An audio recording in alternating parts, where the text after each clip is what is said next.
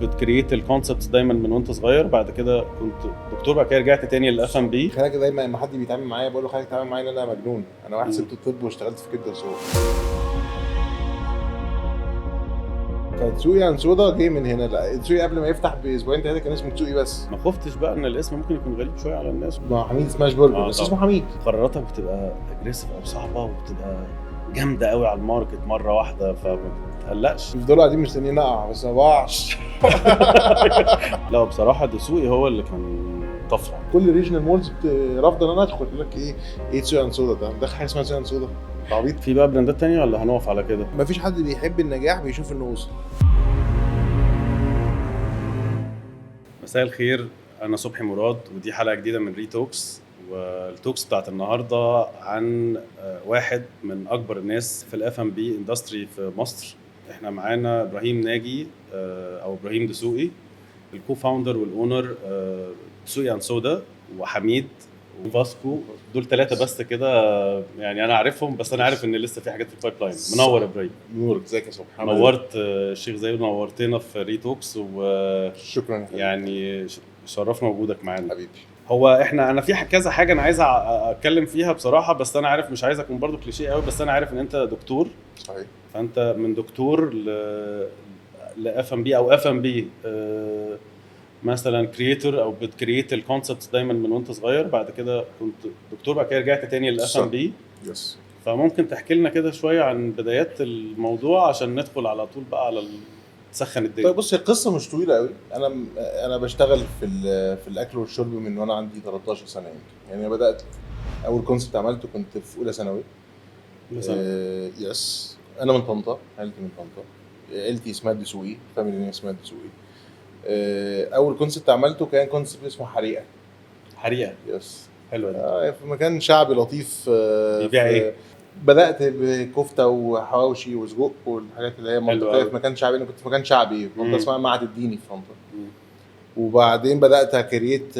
كنت عندي فكره ان الناس في المناطق الشعبيه ليه ما ياكلوش تشيكن رولز وحواوشي جمبري، وندخلهم حبه اصناف جديده كده. ومن هنا بدات انبهر بفكره رد فعل العميل لما يبقاش مستني منك حاجه معينه.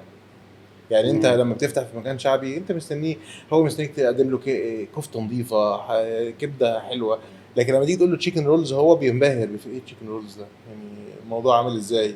فتحس ان هو بتكريت ديماند دي ما كانتش موجوده. مش عايز اسميها كريت ديماند ان انت ما تقدرش كريت ديماند. لما تفهم نيد وتغطيها، هو نفسه ياكل حاجه بطريقه معينه فتعرف تقدمها له. من هنا انا كونت شخصيتي في الاف ام بي في مطلق، ان انا مش وظيفتي ان انا اقدم الحاجه اللي الكل بيقدمها بطريقه حلوه. انا وظيفتي ان انا اقدم حاجه مختلفه. اشهد لك بده بصراحه. سوقي مختلف تماما، سوقي مختلف عن كل حاجه. وبعدين خلاص دخلت كليه الطب. ليه؟ انا عيلتي كلها طبيه من اولها لاخرها يعني. والدي جراح، فكان بطبيعه الحال لازم ادخل. انت دكتور جراح صح؟ انا دكتور جراح. اصعب حاجه تقريبا في الطب. ما انا ما جربتش يعني، انا خرجت ما لحقتش في الحقيقه يعني. بس انا ما كنتش حمل مسؤوليه الطب خالص يعني. ما كان استحاله يعني. استحالة. شخصيتي لا تسمح بالمسؤوليه دي. جراح دي صعبه جدا. بص، هو الطب في المجمل صعب جدا، وجراح من اصعب الحاجات. اصعب الحاجات اللي في الطب يعني. بس هي مفيش حاجه سهله وصعبه. هو في كل انسان مخلوق قدرات معينه وحاجه معينه بيعرف يعملها. ويمكن اكبر غلطه بنعملها في حق نفسنا ان انت تضغط على نفسك عشان تمشي في مسار معين. كنت لسه هقول لك 7 سنين دراسه يعني، فاهم؟ مش حاجه سهله يعني. بص، انا يعني 7 سنين ما خدوش من عمري قوي، لان انا من حريقه عملت في بعديها كافيه صغير اسمه مومنتس في طنطا وانا في كليه. وانا بتخرج من طب كنت بفتح جرانز. انت طول عمرك ماشي الناحيه الثانيه، هم او ماشي في الطريق اللي هو بتاع الطب، بس انت في الناحيه الثانيه، دماغك في الناحيه الثانيه. يعني انا عمري ما اديت للدراسه حجم اكبر من حجمها خالص يعني. كنت بعملها از ديوتي لازم يتعمل، ووقت الفراغ بتعمل فيه حاجه انت بتعمل. فاكر حاجه من الطب؟ سؤال بره الموضوع يعني. فاكر الاساسيات يعني. عارف انت عامل زي اللي اتعلم سباحه بس مش تبقى سباح، لكن هتفضل فاكر. مش هتغرق لو نزلت يعني في المايه. لكن مش فاكر طبعا يعني، ما اقدرش امارس طب يعني طبعاً. باي طريقه يعني. بس بنتفع طبعا من فكره ان انا دكتور، يعني ممكن اقف في كمين مش رابط الحزام فاقول لهم مثلا عندي حاله فلازم الحق أروح. ايام ال ايام حلوة ال دي. ايام أيام الشقاوة بقى. لا، وايام الحظر. الحظر اللي هو معلش يا دكتور، جماعه انا اسف، صحيح، فاهم؟ كانوا هما الوحيدين اللي ليهم فكنت بيرميشن يجروا. ايوه فكنت ايوه، بنتفع من حلوه القصه دي. دي، فاهم؟ باخد طبعا وقار زياده عن اللزوم من بعض البواب مثلا بيعاملني احسن دكتور. من بقيه السكان، ده الدكتور ابراهيم يعني، فاهم؟ الدكاتره دايما بالظبط. الدكاتره مهندسين، بالظبط. ليهم لكن طابع معايا كده. بس فهي قصه الحدوته مش صعبه، لكن ممكن تكون طويله شويه. انا بدات يعني من أولى أعتقد ثانوي. 23 سنه اعتقد كده. بس انا فاكر جرانيز لما اتقابلنا، انا فاكر ان كان دسوقي كان فرع واحد، كنا هنعمل او هتعمل دسوقي بس أوه. كان في جرانيز. انا صح. فاكر المنيو بتاع جرانيز وقلت لي لا بص ده ايطاليان او انترناشونال صح. كوزين. وفاكر لسه موجود لغايه دلوقتي. بجد يس. بجد انا وبتوبريته ولا لا انا بعته؟ لا انا تخرجت منه لمصلحه البيزنس، يعني هو فرع مركز واحد. فيها كده. يس، انا كان ليا ماجورتي فيه، بس حسيت ان عشان يكمل لازم اطلع. ما كانش كان في وسط اللي بيحصل ده. ايوه كان في رحله بقى اسمها دسوقي. كنا وهو فاكر لما جيت القاهره كنا بنحاول نجيب جرانز لفتره طويله، فاكر. وبعدين لما ذاكرنا الماركت لقينا احنا مش هنقدم حاجه يعني، فما مش كانش هنقدم حاجة جديدة. ما كانش ليه لا بصراحه دسوقي هو اللي كان طفره. يس في 2016 طفره. انا مش هنسى السلوجان اكل شارع شوربه فرنجي. شفت انا مذاكر، انا بيك فان للموضوع. انا قديم جدا يعني لحد ما انت شلت السلوجان ده تقريبا يعني. صح. ايوه لا انا فاكر الموضوع كله، لان كان في ساعتها يعني انا كان عندي بليف قوي ان كان في كام انترناشونال كونسبت او فرانشايز موجود في الماركت في الوقت ده، كلهم حاجات بيقدموا نفس الاكل، تخش من ده تخرج على ده، تخش من ده تخرج على ده، كلهم نفس الطريقه، وكلهم في مكانين ثلاثه في مصر كلها يعني، ما كانوش في حاجه بعيده يعني. فدسوقي هو الوحيد اللي كان مختلف. مختلف تماما. تقدم حاجه من الشرق على حاجه من الغرب، على درينك مش موجود، على الوان، على جارز. انا فاكر تفاصيل يعني. بس بصراحه كان كونسبت. طب اتكلمنا بقى عن دسوقي ورحلته سريعا كده.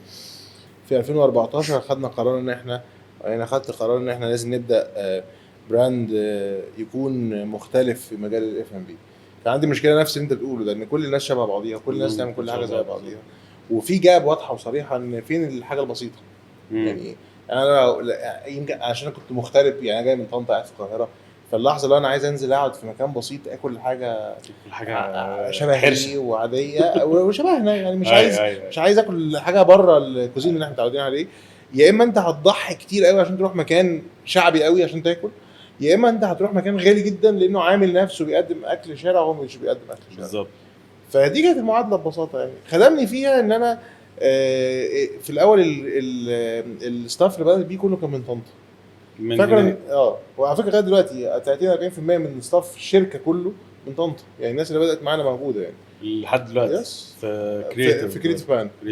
فاحنا كنا بنعمل حاجه هي شبهنا، بس هي كانت غريبه على المصراويه، بس هي منطقيه جدا بالنسبه لطنطاوي يعني. عشان كده بيحبوك قوي الستاف. اصل احنا خليك احنا يعني. انا بشوف ده بصراحه في بوست الافتتاح. يس صح، مشهور انت بحته بوست الافتتاح. بس يعني خلاص بقى حاسس ان انا هبقى برخم على الناس الافتتاح كتير شويه ما شاء الله. فبطلت بجمعهم كل شويه كده، كل شويه نعمل كده افتتاح وخلاص. فتسوقي انسودا جاي من هنا. لا تسوقي قبل ما يفتح باسبوعين ثلاثه كان اسمه تسوقي بس، ما كانش فيه انسودا خالص. وبعدين حسينا هيبقى فيه مسليدنج، الناس ممكن تحطه في كاتيجوري مختلف عن اللي احنا عايزين نحطه فيه بالظبط. فعملنا انسودا. كنا ساعتها احنا مشهورين بان احنا نعمل كوكا ريفيل فور فري، فكان وبنعمل موخيتو وبنعمل كام كوكتيل بالسودا الموكتيلز يعني، ما كانش فيه حاجه كده اصلا. فمن هنا جت انسودا، من هنا جه الموتو بتاعنا. بس تسوقي ده اللي هو اسم العيله. ما خفتش بقى ان الاسم ممكن يكون غريب شويه على الناس وبتاع؟ انا عارف ان في ناس بتخاف تسمي باسامي كده. بص خليني احكي لك حاجه مهمه قوي. انا عندي هدف واضح جدا لما دخلت الاف ام بي، ان انا اثبت ان احنا كمصريين قادرين نكريت براندز بروحنا وشكلنا في اي كوزين. يعني خليك احنا لما هنتكلم شويه وهنوصل لحميد، ما حميد سماش برجر بس اسمه حميد يعني حميد. ما انا عندي دايما فاكر ان هو بنتكلم في موضوع الاسم ده انا وانت. وهو خليك طبعا بقابل تشالنجز كتير، لان انت بتقدم حاجه هيبقى اسهل كتير تقدمها باسم ويسترن، بس ما هو انا مش ده اللي عايز اقدمه. انا عايز اقول ان احنا قادرين نقدم نفس اللي انتوا نقدم كل نقدر نعمل كوزين ونعمل تشين بطبيعتنا وشكلنا مش لازم اتقمص شخصيه الاجنبي عشان انجح. فاهم؟ فلا ما خفتش في الحقيقه، وان كنت طبعا في الاول عانيت كتير يعني. ما كانش فيه، انت لو تفتكر يعني كانت كل ريجنال مولز رافضه ان انا ادخل، يقول لك ايه تسويان سودا ده حاجه اسمها تسويان سودا، انت عبيط. بس هو كان في ناس يعني كانوا عندهم كان في كونسيرن ده، عشان كده سالتك على موضوع الاسم. اكيد ضايقك في الاول. بس اللي ضايقني ان السبورت لما جالي من الاجانب. يعني اول حد اداني ابروفال ادخل ريجنال مول ما كانش مصري، كل المصريين رفضوني. يعني كل مصري انا عندي دايما ازمه ثقه المصري في نفسه، ان هو عايز. كان اول فرع فين؟ اول فرع اتعمل له ابروفال جوه مول مصر. ما عرفت خلاص. عرفت مين عرفت مين في سبورت في سبورت من المصريين، بس كان الابروفال بتيجي فعلا من حد مش مصري. لكن كل المولات يعني كانت رافضه تماما. وده من الحاجات اللي بتضايق الواحد، ان انت في الاخر انت كمصري عندك ازمه انك عايز تامرك او خواجه رهيبه عندنا بعنف. بس بدات انت تسوقي بعد كده، ابتديت فرع في التاني في مول مصر، وبعد كده احنا من 2016 لغايه 2018 ما كناش عارفين نخش مولات. فكان الاول كان معادي، وبعد كده رحنا الدقي، وبعد كده رحنا الشيخ زايد، وبعدين بقى في 2019 كان خلاص اتسفكت بقى ان احنا موجودين وظاهرين بالظبط. في 2019 دخلنا كل ريجنال مولز كلها بلا استثناء.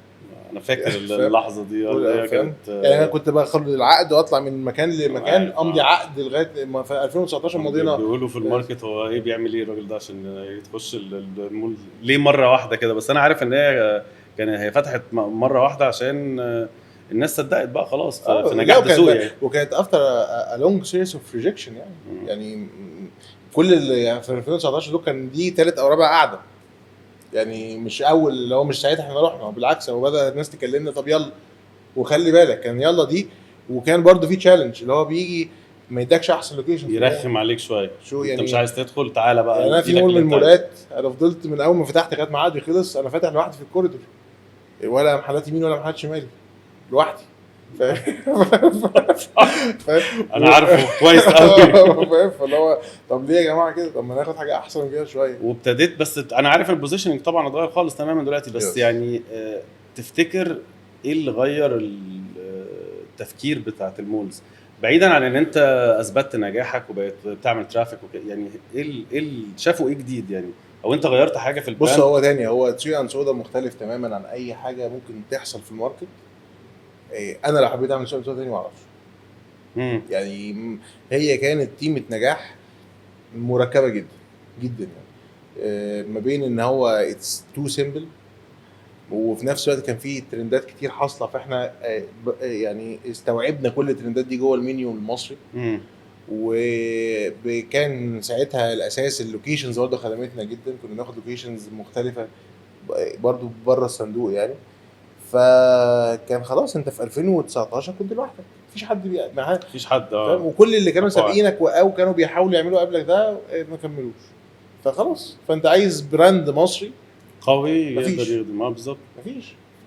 وطلع بقى طبعا الحمد لله في الوت اوف فولورز طلعوا بعدينا. الواحد بيبقى مبسوط جدا ان ده حصل، بيقلد او بياخد الفكره يعني اخدوا الثقه ان هم يخشوا الحته دي، يخشوا في حته الاورينتال فود او الاكل الشارع او الاكل المصري بس احنا برضو احنا مشكلتنا ككوزين مصري معقد جدا. احنا عندنا انا جاي لك في موضوع الكوزين المصري ده يعني موضوع يعني احنا البلد الوحيد اللي عندنا 3 انواع كوزين في حته واحده يعني. احنا ما عندناش كوزين مصري صح؟ بص اي بلد النظر كله بيقعد يقول احنا عندنا لا ما عندناش. اليوناني الايطالي مفيش مصري صريح. هقول لك ليه. انت بلد استعمرت كتير جدا. فانت اساس مطبخك عثماني. وبعدين شويه بعديها انت كان عندك بقى احتلال فرنساوي، احتلال بريطاني، فانت اخدت من كل حاجه حاجه. دي حقيقة. وفي نفس الوقت انت كنت بلد فقيره، فكنت يعني نتيجه الاستعمار الكتير كان ما عندكش موارد كتير، فدايما طبخاتك المشهوره قايمه على الورقيات، ملوخيه، سبانخ، خبيزه، خضار، فاهم اللي هو رز. فانت ركبت الحاجات اللي كان الناس تقدر تعمل، رز معمر، فاهم.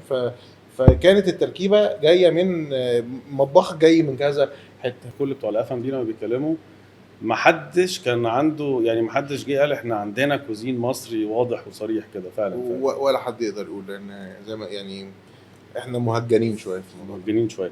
طب دسوقي بقى، انا عايز اتكلم في حاجه بس فيه بخصوص هي بقت تشين دلوقتي ما شاء الله لدسوقي. انت مكفر تقريبا مصر ودخلت الاقاليم وعملت في بلاد بعيده، يعني طنطا، انت فتح في طنطا، في اسكندريه تقريبا. لا لسه اسكندريه بس طنطا. انا قصدي خرجت بره القاهره والجيزه which is برضو حاجه صعبه شويه.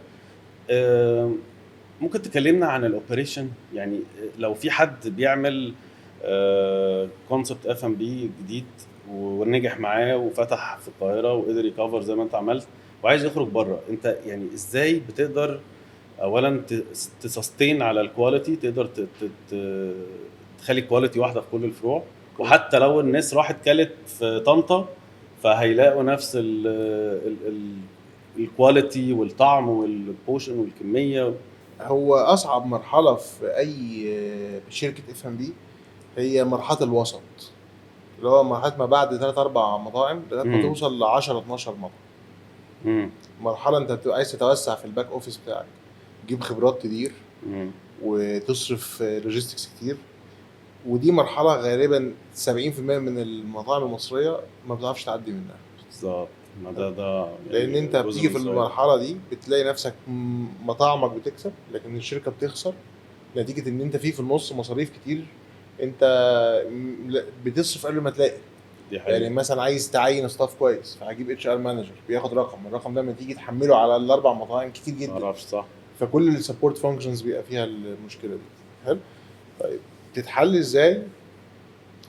حاجه من اتنين، يا اما تبقى في مرحله مراجعه عنيفه بعد الفرع الثالث الرابع، اللي هو هل انا فعلا محتاج اكمل، يعني هل انا محتاج اوصل ل 10 12 فرع ولا السؤال ده اكيد سالته لنفسك. طبعا. لا وغلطنا فيه، يعني فاكر احنا كنا وصلنا ان تسوقي وصل ل 13 فرع وبعد كده رجعناه ل 7 فروع. فاكر الحته دي، ما عايزين نجي لها بس كمل الموضوع. فمش شرط دايما ان انت يبقى الحل الامثل انك تتوسع، لان في حاجه مهمه لازم نتكلم عن اسمها كانابيلايزيشن. ماشي. ان انت لما بتفتح فرع قريب من فرع تاني، ارباح الاثنين بيقلوا ومبيعات الاثنين بيقلوا.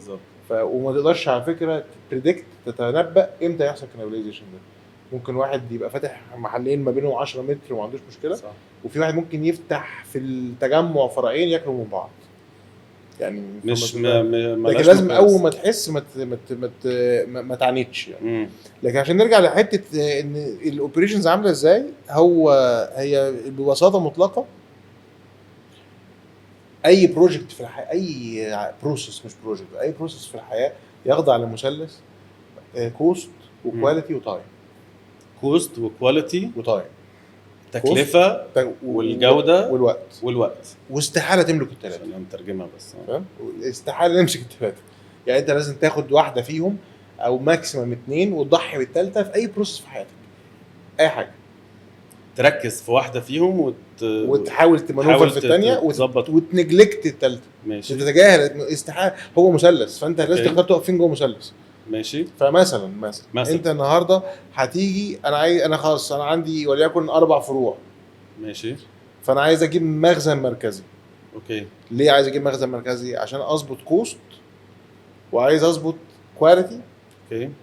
والمفروض ان انا عايز اظبط تايم. المفروض استحاله هتلاقي نفسك كنت تعمل مخزن ده اول حاجه تحصل كوست هيطرشق منك، لان انت اجرت مخزن وجبت عربيات والحاجات دي كلها، فانت ضرب منك. فتقول لي طب خلاص انا عايز اثبت الجوده المنتج واحافظ على الوقت. انا خلاص اوكي روح الدايركشن ده، بس تبقى عارف ان انت هتفضل زي ما انت على الاقل هتتعزق في المخزن ده. هياخد منك فلوس كتير جدا. فمثلا انا جيت في مرحله فضلت لغايه الفرع الرابع كل فرع بيشتري لوحده. ماشي. فده كان مزايا ايه؟ مفيش ايجار مخازن ولا عربيات ولا حاجه، بس انت بتشتري خامات مختلفه عن بعضيها، مم. وساعات التايم بيبوظ منك، واحد يروح الصبح يشتري من السوبر ماركت ما يلاقيش حاجه انت عايزها. مم. حلو. انت قصدك بتشتري خامات الخامات كل فرع لوحده. يس. مم. لغايه الفرع الرابع احنا كنا كده. مم. صح او غلط ما اقدرش انصح حد، بس ساعتها كان ده قرارنا ان انا لغايه ما نوصل للفرع السادس مش كنت هنعمل قادر مانوفرنج كده لطيف. لما جينا بقى في الفرع السادس نطينا نطه المخزن دي ما عندناش، عملنا مصنع على طول. حلو قوي. فاهم؟ طب لو انا كنت في الفرع الرابع عملت مخزن، كنت هاجي في الفرع السابع اهد المخزن واعمل مصنع. فانت نطيت خطوتين بس. انا بيتهيألي ان اهم حاجه ان ما بين الفرع الثالث لغايه الفرع السابع السكويز، ان انت كل ما هو مش هيموتك ما تعملوش. مش رفاهيات. يعني دايما الواحد لما بيوصل للنجاح ان هو مكسر الدنيا في حته معينه، فبيبقى عايز بقى يدلع نفسه ويدلع الشركه، مش يدلع نفسه كانسان، يدلع الشركه. اللي هو يلا بقى نعين مدير تشغيل ونعين HR مانجر ونعين فاينانس. احنا لغايه 3 شهور فاتوا واحنا الحمد لله بقينا 3 براندات، واحنا وعندنا براند، عندنا شركه بنورد بيها منتجات بيكري وباستري كوفي هاوسز، الحمد لله شغالين كويس قوي برضو. ما كانش عندنا CEO لغايه 3-4 شهور. ما كانش عندنا CFO كمان ما كانش عندنا CFO، كان عندنا اكاونتنج مانجر. فانت اللي انت تسكويز ان انت اي مصروف اي حاجه مش هتموتك ما تعملهاش لغايه ما تبقى عارف تعملها بالشكل المناسب. بس انت قعدت كتير قوي قبل ما انت نزل. خليك دي راوند 2. يعني انا تاني انا بحكي حاجه، يعني الفيليرز اللي احنا بنقول الناس ما تعملهاش احنا عملناها. يعني جينا في الفرع السابع بزخنا وجبنا HR دايركتور من اتصالات وجبنا مش عارفه مين منين، وجبنا مين من ازاديه، وجبنا وبعد كده جت الكورونا اخدنا على وشنا. بحكم الايثكس ما ضحيناش، يعني الناس فضلت موجوده، الناس كلنا وقفنا جنب بعض وعملنا كات اوف لمرتباتنا وكل حاجه.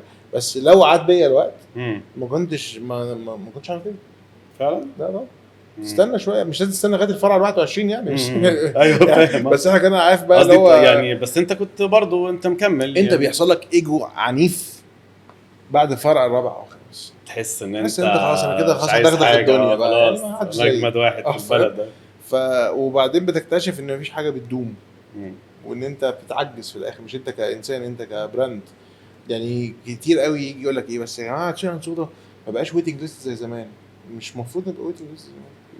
يعني اكسبانشن وفروع وبقيت قرب لك في كل حته انت فيها. ومش بس كده، البراند ده شبه الانسان. يعني انت ما ينفعش تجيب راجل عجوز تقول له انت ليه ما بتجريش زيي؟ ما هو مش طبيعي زيك. يعني الحمد لله انا عايش، يعني فاهم، عايش وخبره، وبتيجي تسالني لما تبقى عايزني انا. هو براند كده برضه، ما هو براند بعد 10 سنين هو موجود ولا مش موجود؟ مش هو موجود وزحمه، مش طبيعي يبقى زحمه. بيجي عليك على فكره ايام احنا الحمد لله تشان صدر معظم فروعنا بتبقى زحمه ويتنج ليست في البيك تايمز، او لما في سيزونال برانشز بتاعتنا بتبقى زحمه وريزرفيشنز لكن اكيد مش زي 2016 اكيد يعني. لا كان على طول ويتنج ليست ما شاء الله يعني كل فروع في اي حته تروح بعد 10 سنين مين موجود بقى بالظبط. هي دي بقى، بس دي يعني انا عايزك برضو تكمل موضوع تسوق. بس هي في براندز كانت كبيره قوي في الماركت واختفت من الوجود تماما يعني. صح. بعد 7 سنين و8 سنين، ولما رجعت بشكل سيء للغايه. صح. وبقت حصل لها تحول غريب جدا، اللي هو انا راجع ابقى براند كوميرشال، انا مش هبقى بقدم كواليتي، مش هبقى بقدم نفس السيرفيس اللي كنت بقدمها زمان او اللي تبقى كده يعني دايما في ستيج معينه كده بلاقيك بنتقابل عشان انت جايب او عامل كونسبت جديد.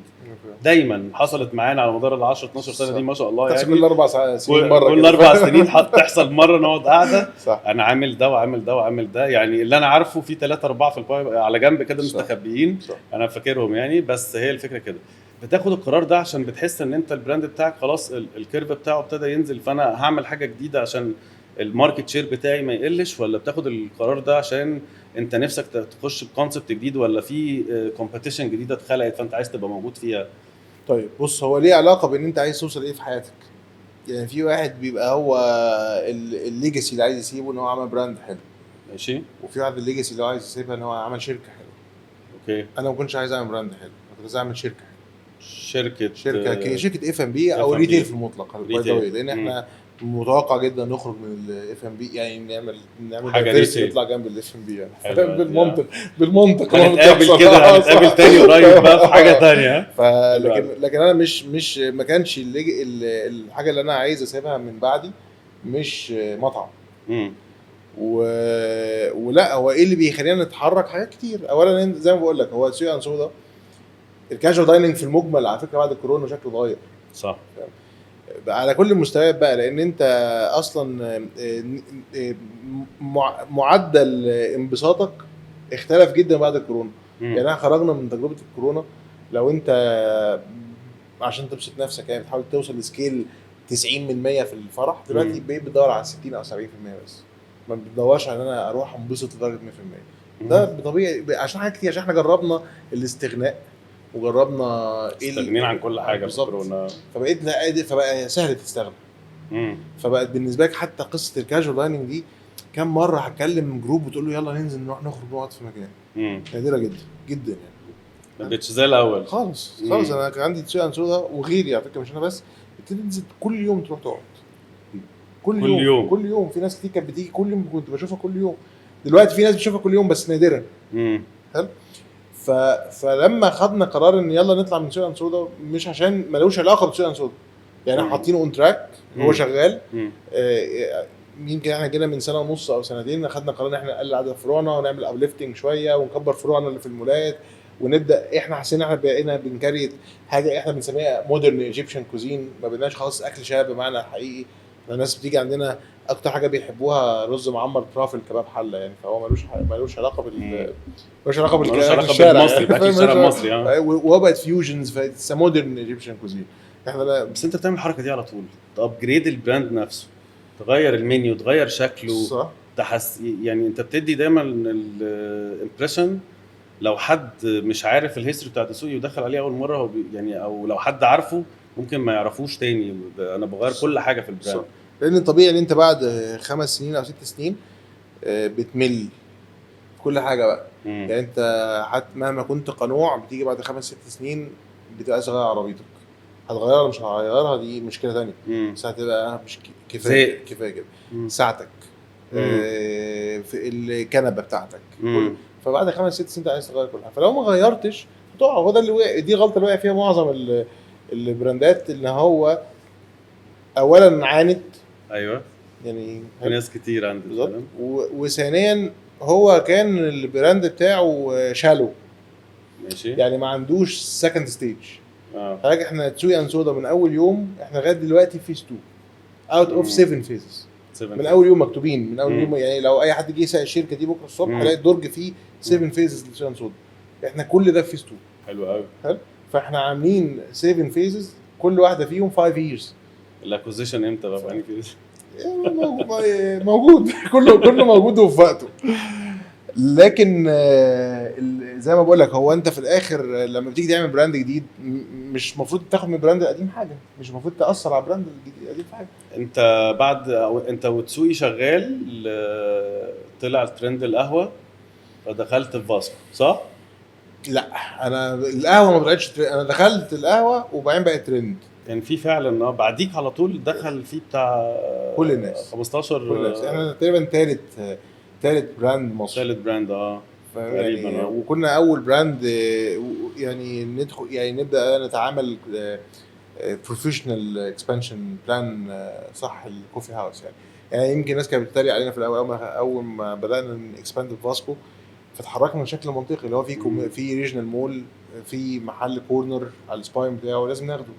انا بقول لك هو انت رايح تاخد في المول الفلاني ليه؟ لان الناس كلها فاتحه في الشارع، انا ماليش دعوه فاتحه فين، بس انت تعمل بوزيشننج للبراند بتاعك. بالظبط. بتغير البوزيشن. انت غيرت، الناس كانت بتتريق علينا بقى. انت غيرت بوزيشننج فاسكو تماما. يعني هو كان في حته حلوه، مكان كويس، بس انت حطيته في بوزيشن خطير. يعني هو كان في بوزيشن خطير في الاول وحلو جدا، بس كان بيلعب في حته الستارت اب اللطيف الجميل اللي هو زي ما انت بس فضل شويه في الستيج دي لحد ما انت فضل من 2019 ل 2021. انا دخلت فاسكو اخر 2021. في 22 و 23 الحمد لله بقى فتحنا فروع فاسكو دلوقتي. يعني وكم فرع دلوقتي؟ احنا اوبريتنج 9 ما شاء الله. كويس. واندر كونستراكشن 7. يعني 7. هنقفل السنه ان شاء الله 16. 15 16 فرع بإذن الله. بس ده ما شاء الله بقت تشين برضو يعني كلها بقى فروع صغيره از كوفي هاوس ولا بتبقى؟ لا عندنا كتير، عندنا فرعنا في مدينتي مثلا 250 متر اندور و200 متر اوت دور. لسه فاتحين في المعادي فرعنا 300 متر. بس دي اجريسيف اكسبانشن بلان شويه صح؟ بس ده الوقت شكل الحالي. منطقي للكوفي هاوس. يعني ما فيش كوفي هاوس لو انت عايز، اصل هو الكوفي هاوس ده it's a place to go every day. يعني انت عايز ابقى موجود عشان تيجي لي انت كل يوم، فانت عايز تبقى موجود حوالين الناس. ابقى موجود حواليك. مم. فانا دوري، انت حقك عليا مم. ان انا اجري افتح حواليك في كل حته عشان تلاقيني، مم. عشان ما لومش عليك لو رحت حد غيري. دي حقيقة صح؟ بصراحة. لا يعني منطق يعني، بس أنا بتكلم يعني حاسس إن الموضوع ده دايما أنت بتقول الناس بتتكلم أو بتهزر أو بتضحك أو بتقول عليكوا يعني في وقت من الأوقات كده قراراتك بتبقى أجريسيف أو صعبة وبتبقى جامدة قوي على الماركت مرة واحدة فما بتقلقش. بيفضلوا قاعدين مستنيين اقع بس ما بقعش.